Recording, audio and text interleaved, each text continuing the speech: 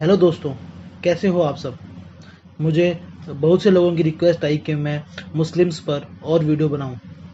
तो एक सवाल जो बार बार मुस्लिम कम्युनिटी में उठता है कि क्या मुस्लिम मैरिज एक कॉन्ट्रैक्ट है या एक एग्रीमेंट है और इसकी कोई धार्मिक इम्पोर्टेंस है या नहीं है। तो आज हम इस पर बात करेंगे कि क्या है इसके पीछे की सच्चाई। तो अगर आप चैनल पर नए हैं तो चैनल सब्सक्राइब करना ना भूलें। वीडियो शुरू करने से पहले बता दूं आपको कि यह वीडियो सिर्फ इन्फॉर्मेशन पर्पस के लिए है और इसका उद्देश्य किसी भी धर्म या जाति पर टिप्पणी करना नहीं है और हमने हो सके ज़्यादा से ज़्यादा फैक्ट्स ही यूज़ किए हैं ताकि आपको सही इन्फॉर्मेशन मिल सके। तो चलिए शुरू करते हैं यह वीडियो। क्या मुस्लिम शादी एक कॉन्ट्रैक्ट या एक सिविल एग्रीमेंट है? मुस्लिम मैरिज यानी निकाह यह एक अरेबिक वर्ड है जिसका मतलब होता है यूनियन ऑफ सेक्सेस, यानी कि दो अलग अलग सेक्स के लोगों का सेक्सुअल इंटरकोर्स, उनका साथ में आना और उनसे जो पैदा हुए जो बच्चे होते हैं उनको लीगल करना। मुस्लिम्स की धार्मिक किताब कुरान में साफ साफ शब्दों में शादी को मिथाकुन गालिथुन कहा गया है, जिसका मतलब होता है एक स्ट्रॉन्ग एग्रीमेंट। तो अब हम जानेंगे कि इसकी हिस्ट्री कहाँ से है और ये कहाँ से स्टार्ट हुआ। इस्लाम के जन्म होने से पहले जो अरब सोसाइटीज़ में मैरिज का कॉन्सेप्ट था वह बहुत ही बेकार हाल में था। औरतों को आदमियों का गुलाम माना जाता था, उन्हें सिर्फ इंजॉयमेंट और बच्चे पैदा करने की मशीन के तौर पर देखा जाता था।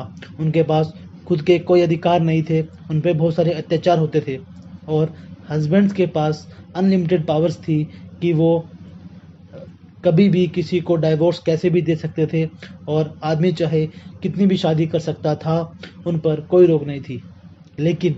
लेकिन जब इस्लाम आया, प्रॉफिट मोहम्मद ने मैरिज का कॉन्सेप्ट इंट्रोड्यूस किया ताकि औरतों को भी अधिकार मिल सके और उन पे हो रहे अत्याचारों को कम किया जा सके, और वहाँ से निकाह का नाम दिया गया।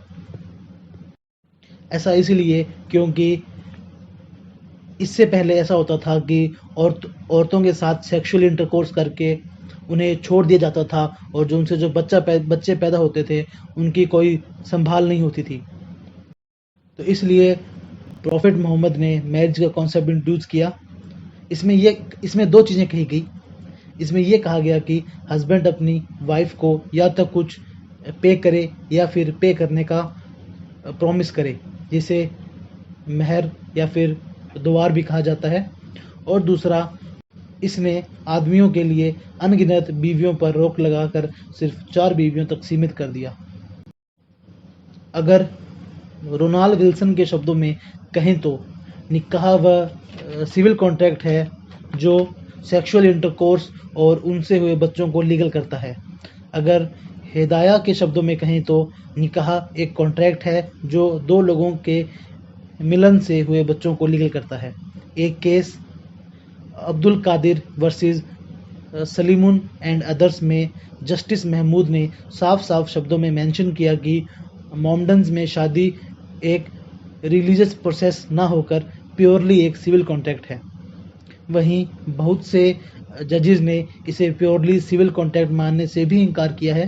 उन्होंने कहा कि निकाह एक रिलीजियस प्रोसेस और एक कॉन्ट्रैक्ट दोनों का कॉम्बिनेशन है।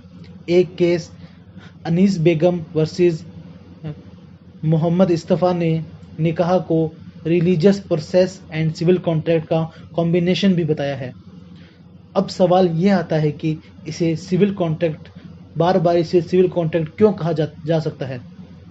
कोई भी सिविल कॉन्ट्रैक्ट की कुछ कंडीशंस होती है, जैसे पहली प्रपोजल, दूसरी एक्सेप्टेंस मतलब एक्सेप्ट करना, तीसरी कंसिडरेशन किसी को किसी चीज़ के बदले कुछ पे करना, चौथी फ्री कंसेंट, पांचवी लॉफुल ऑब्जेक्शन कि अगर सब सही नहीं जा रहा तो आप लॉफुली ऑब्जेक्ट भी कर सकते हैं, और आखिरी और छठी कंपिटेंसी ऑफ पार्टीज़ कि दोनों पार्टीज़ दिमागी तौर पर सही हैं। और अगर इन सारी कंडीशंस को हम मुस्लिम मैरिज से कंपेयर करें, जैसे कि प्रपोजल को मुस्लिम मैरिज में कहा जाता है इजाब, एक्सेप्टेंस को कबूल, कंसिडरेशन को महर और दोवर, फ्री कंसल्ट यानी दोनों पार्टी की मर्जी से लिया हुआ फैसला, कॉम्पिटेंसी ऑफ पार्टीज़ यानी दोनों पार्टीज दिमागी तौर पर अपने फैसले खुद ले सकें। और क्योंकि निकाह की सारी रस्में एक सिविल कॉन्ट्रैक्ट की सारी कंडीशन से मिलती है, इसलिए इसे एक सिविल कॉन्ट्रैक्ट कहा जा सकता है। वहीं देखा जाए तो कुछ केसेस में निकाह के एक रिलीजियस प्रोसेस होने का फेवर भी किया गया है, जैसे कि यूसुफ वर्सेस सोवरामा, जहां निकाह का प्योरली सिविल कॉन्ट्रैक्ट होने की बात को नकारा गया है। कुछ समय पहले कर्नाटका हाईकोर्ट ने भी कहा कि निकाह एक सिविल कॉन्ट्रैक्ट है जिसमें बहुत सी चीज़ें साफ नहीं हैं एंड कोई भी एक नतीजे पर नहीं आ सकते, पर हाँ, ये एक हिंदू मैरिज की तरह रिलीजियस प्रोसेस बिल्कुल नहीं है। तो अगर हम अब इस पूरी वीडियो के कुछ बेसिक्स पॉइंट्स पे आते हैं, जिससे हम यह पता लगा सकते हैं कि भी ये एक सिविल कॉन्ट्रैक्ट है या नहीं है।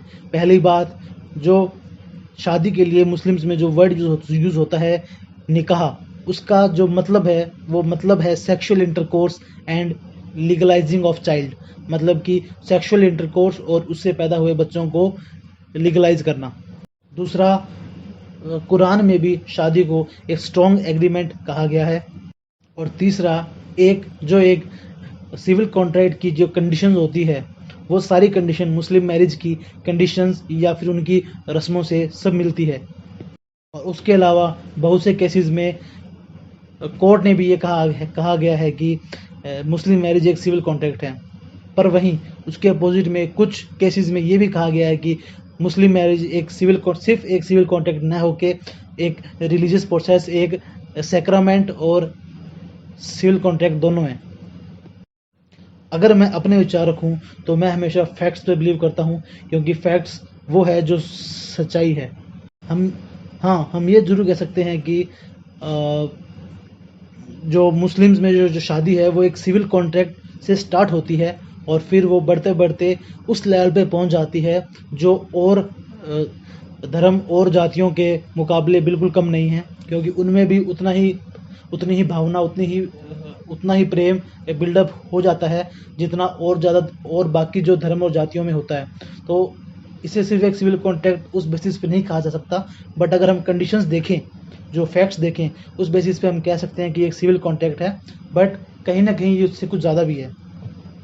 तो इस मुद्दे पर सबकी अलग अलग राय है। आप भी अपनी राय कमेंट करके ज़रूर बताएं। और अगर आपको कोई सवाल है, अगर आपके पास कोई भी सवाल है तो कमेंट करके आप पूछ सकते हैं।